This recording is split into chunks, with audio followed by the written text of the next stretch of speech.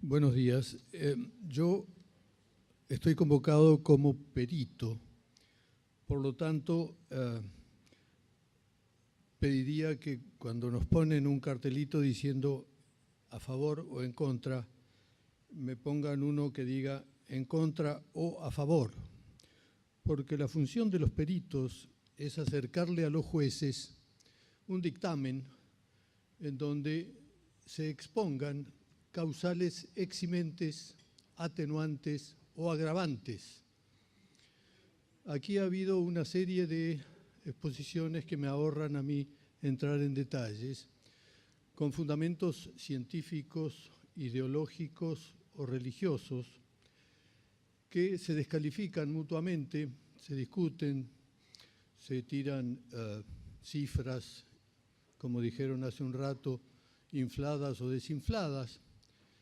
Pero no voy a entrar en ese tema porque hay una cuarta motivación que no se ha mencionado suficientemente y que curiosamente pone a favor y en contra a grupos muy motivados, valga la redundancia, y es la razón económica.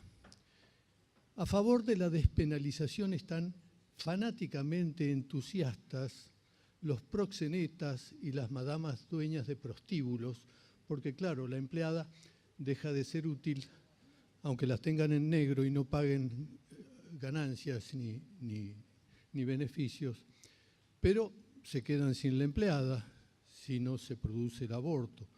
Y el aborto entonces lo tienen que pagar, entonces despenalicemos porque así lo pagamos todos. En contra, fanáticamente, de la despenalización están los médicos abortistas o los dueños de clínicas abortistas, porque entonces, claro, se quedarían sin el negocio.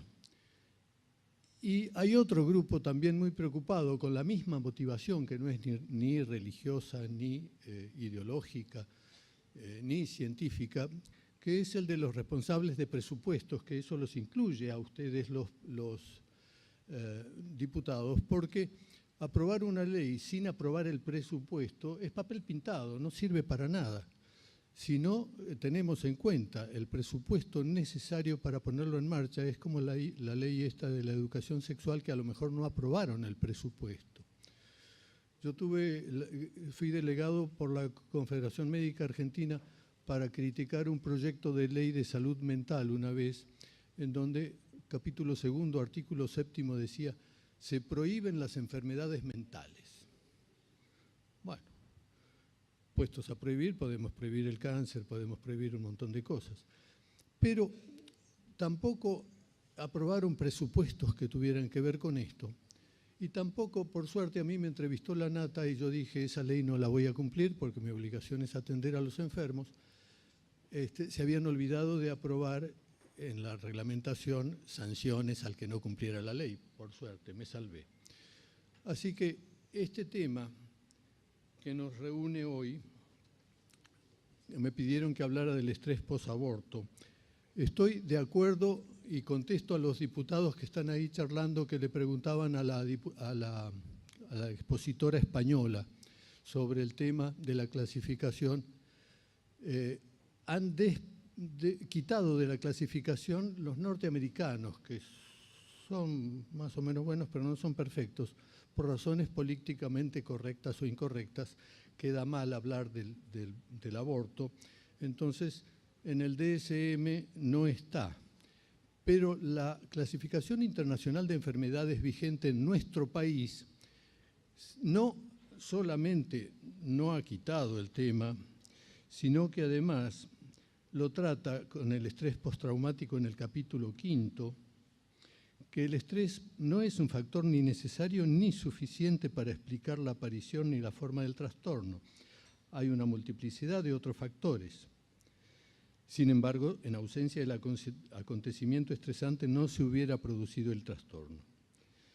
El estrés postraumático, clasificación alfanumérica F43.1, dice: incluye embarazo no deseado por violación o relaciones sexuales consentidas o no, y postaborto espontáneo o provocado.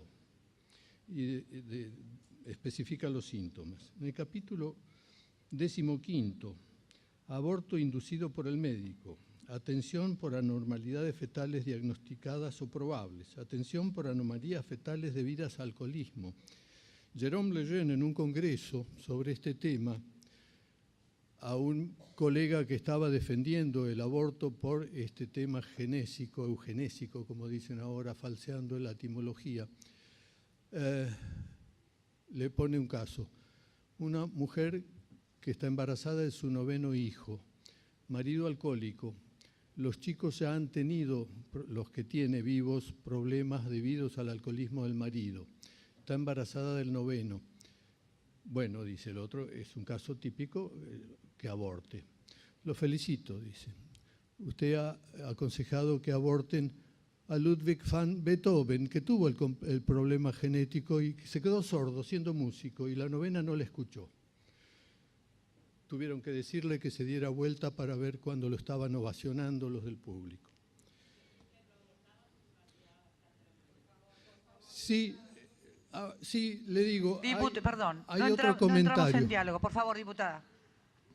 Gracias, le agradezco mucho porque eso es un comentario que le hizo un médico de pueblo a Lejeune, que lo minuto, reproduce. por favor.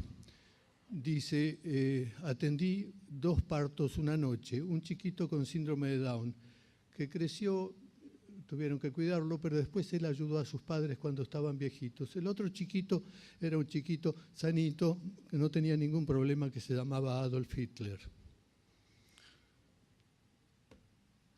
Entonces, las estadísticas pueden mentir.